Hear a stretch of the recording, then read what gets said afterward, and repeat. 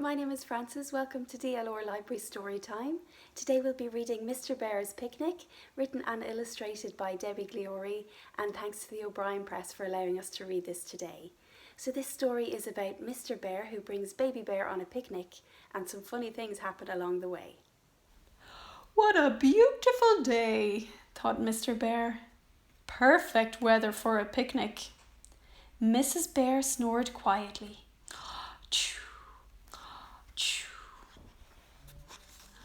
I'm going to take the baby out for the day, said Mr. Bear. Mrs. Bear opened one bleary eye. That's a good idea, she yawned, and opened her other eye. And why don't you see if the Grizzle Bears would like to come too? I'm sure they'd love a nice picnic, she said, turning over and going back to sleep. Mr. Bear and the baby stopped at the Grizzle Bears' house. There was no one to be seen. Hooray, said Mr. Bear. They must have gone out for the day. Now we can have a nice, peaceful picnic on our own. Mr. Bear and the baby were just leaving when he heard a voice from high in the treetops. Here we are, Mr. Bear, said Fred. Are you going on a picnic? Said Ted. Please, can we come too? Said Fuzz. Mr. Bear groaned. Ugh. Please, begged Fred, Ted and Fuzz, tumbling down from the tree in a furry heap and running to tell Mrs. Grizzle Bear where they were going. It took a long time to choose the perfect picnic spot. Mr. Bear thought the first spot was perfect. Dad always brings us here, moaned Fred. It's boring. Mr. Bear thought the next spot was interesting. This is a fly-infested swamp, said Ted. The third spot was too quiet and gloomy. This place gives me the creeps, said Fuzz. At last, Mr. Bear found the perfect place. Mr. Bear put Baby Bear down on a grassy hollow and put the picnic basket under a tree. He was just stretching out in the sun for a little snooze before lunch when Fred bounced onto his tummy. I'm starving, said Fred. I could eat 6 lunches. I'm ravenous, said Ted. I could eat 6 lunches and whatever's in that basket. I'm famished, said Fuzz. I could eat 6 lunches, whatever's in that basket, and the basket as well.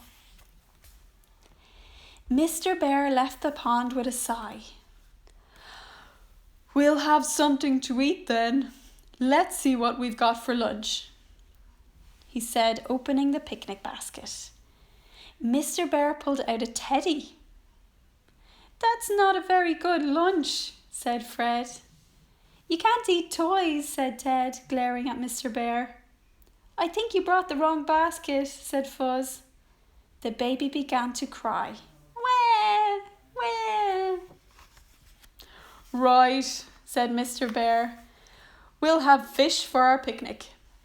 And balancing his baby on his shoulders, he strode off to a rock, dipped upon the water and waited.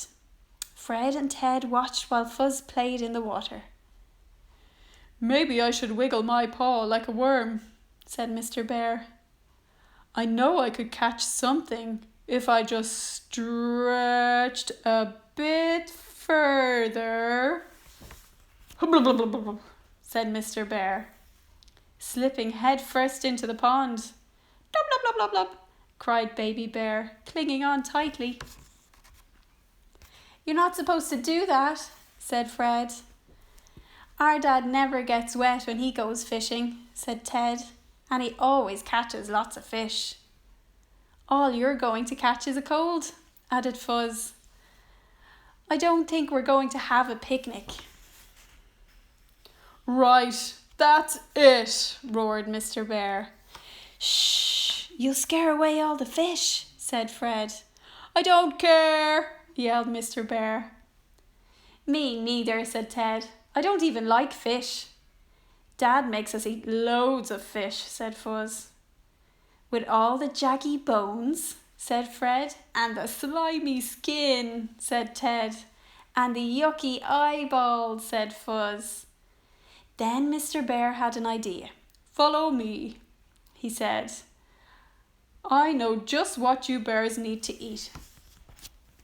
The young grizzle bears trailed uphill to the woods. "Just a little bit further," said Mr. Bear. "Look." Overhead, tucked in the branches of a tree, was a golden dome surrounded by lots of buzzing bees. Mr. Bear put the basket down, settled Baby Bear in it, and climbed up the tree. Fred, Ted, and Fuzz watched in amazement as Mr. Bear gently dipped his paw into the now buzzing golden dome. "You're really good at that," said Fred. "When our dad does that, he gets stung," said Ted. Mr. Bear pulled out a big chunk of honeycomb and climbed down the tree.